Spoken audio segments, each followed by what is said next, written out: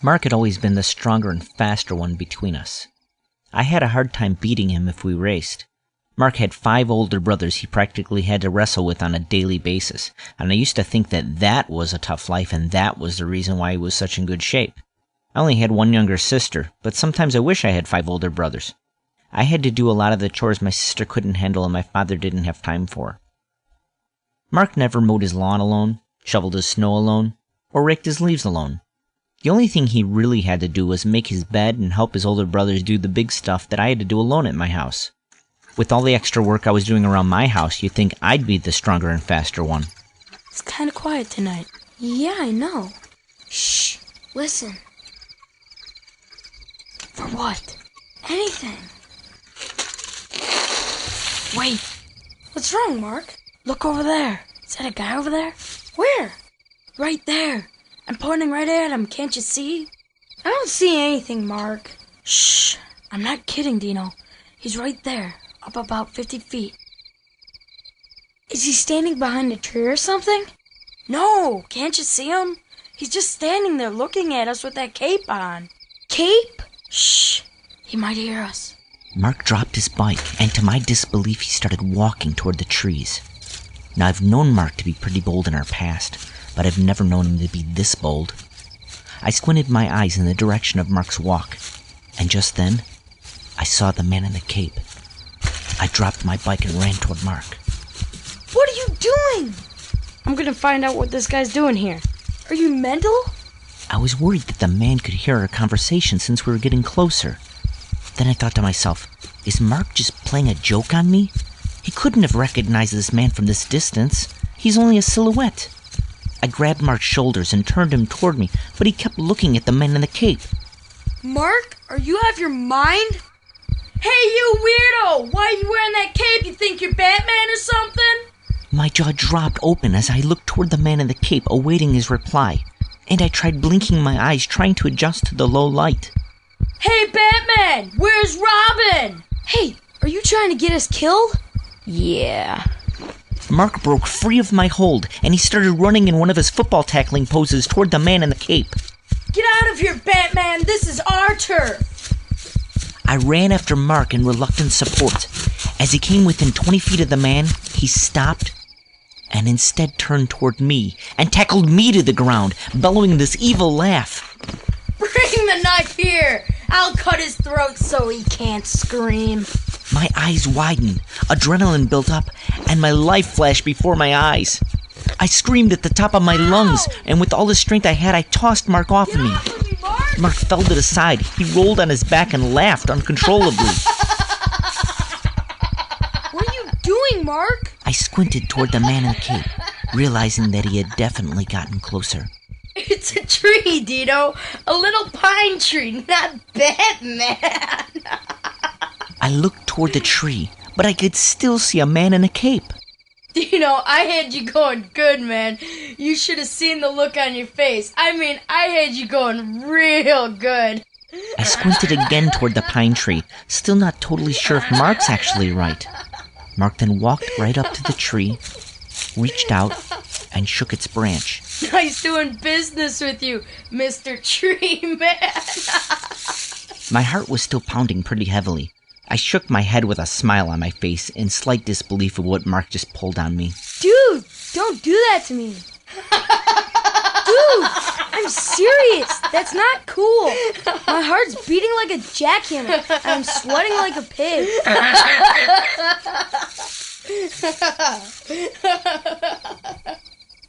Are you about ready, Mr. Conman?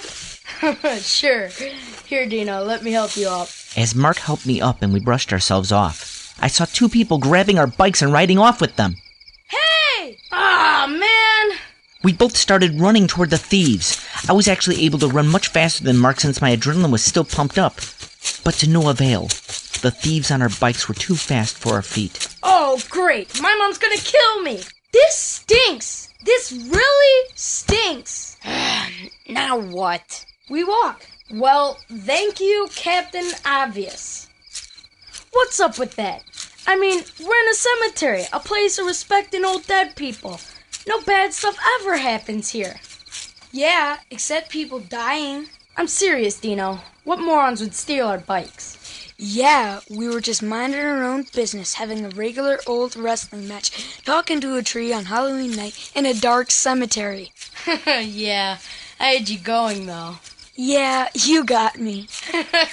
So we walked toward the exit, trying to decide whether or not to go to the police, or to see if our friend Jim Francis had anything to do with the disappearance of our bikes. As we reached the exit, I pointed to the fence just outside the gate. Hey, that's where we would have chained him up. Shut up, Dino.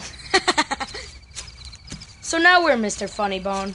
The police or Jim's house? Well, if we go to the police, we'll have to explain what we were doing in the cemetery this late. And they'd probably blame us for the broken lock on the gate. Well, I guess we go see if Jim's up first. I really hope his dog's not outside.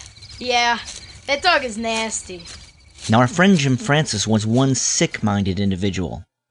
He collected roadkills and stored them in his backyard.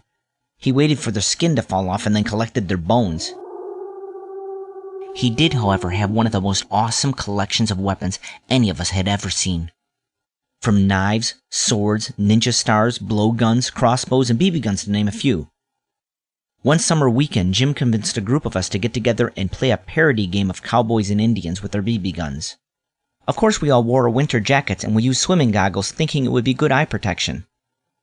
The main rule was that you couldn't pump up your BB rifle more than once, and never, ever shoot anyone in the face. That wouldn't stop Jim. He was crazy. Needless to say, everyone but Jim was bleeding within a half hour of our game. As we reached Jim's house, we listened for his dog. I don't hear him. Okay, then you jump the fence. Now, Jim's bedroom was on the second floor. The only way to get his attention was to either throw small pebbles at his window or tap on it with a large stick. Since both of us had the misfortune of throwing a rock a little bit too wild and waking up Jim's parents, we decided to use the stick method. We both searched for one long enough to reach Jim's window. There had to be one nearby because we often used this method to get Jim out of bed. I found one. Uh-oh. Jim's dog? Although we were smart enough to keep from screaming, nothing we could do could silence the fence as we hastily scaled it. Jim's dog was no help in keeping our presence a secret either. Just as we cleared the fence and started to run toward the street, we heard a very familiar voice. Hey, boneheads! It was our friend Jim Francis. Sonny, stop barking. Hey, are your parents home? Nope, they're on vacation. Go around front. I'll let you in. You think he's got him? I don't know. I hope so.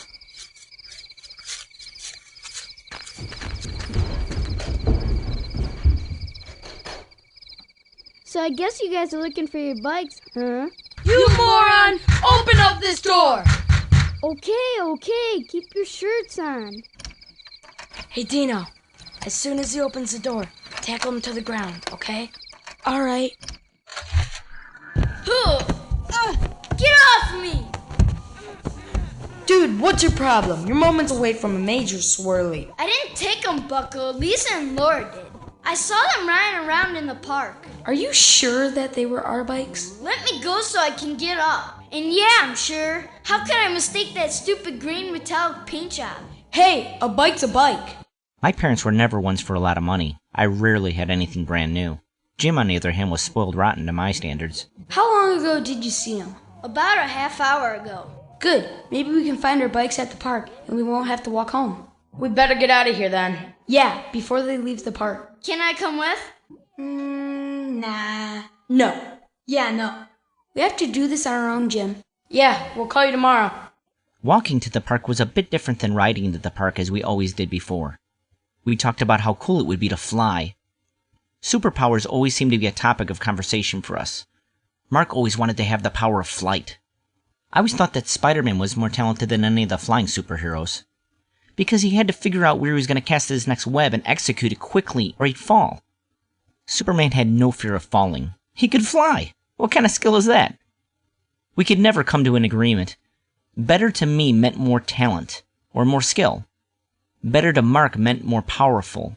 This debate would always end with a dispute about bullets. You know how Superman can have them bounce off him and Spider-Man could avoid them because of his spider sense.